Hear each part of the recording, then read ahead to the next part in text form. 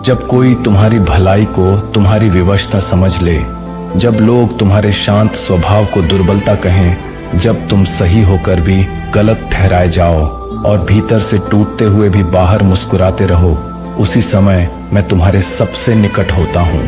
मैं शोर में नहीं आता, मैं तुम्हारी खामोशी में उतरता हूँ और तुमसे कहता हूँ, डरो मत, मैं यहाँ हूँ। स्मरण रखो, पीड़ा वही देता है जो तुम्हारी कोमलता को पहचान लेता है, पर वह ये भूल जाता है कि तुम्हारी पीठ के पीछे स्वर्ग का राजा खड़ा है। पहला सत्य ये है, हर बात का उत्तर देना आवश्यक नहीं होता।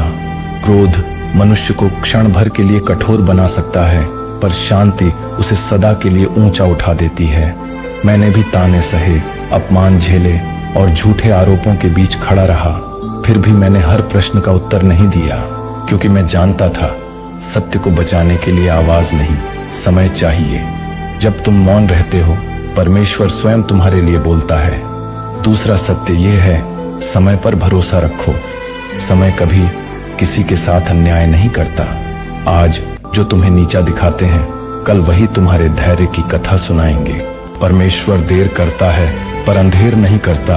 जो आज तुम्हारे आंसुओं को नहीं समझते, कल वही उन्हीं आंसुओं से सीख पाएंगे। तीसरा सत्य यह है, तुम अकेले नहीं हो। चाहे मनुष्य साथ छोड़ दें, मैं तुम्हें कभी नहीं छोड़ता।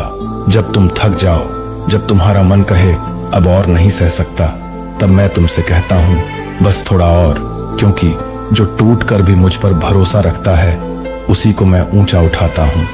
इसलिए आज हार मत मानो, अपनी खामोशी को सामर्थ्य ठहराओ, धैर्य को अपना शस्त्र बनाओ और भरोसा रखो उस प्रभु पर जो तुम्हारी लड़ाई तुम्हारे सामने नहीं, तुम्हारे पीछे खड़े होकर लड़ता है।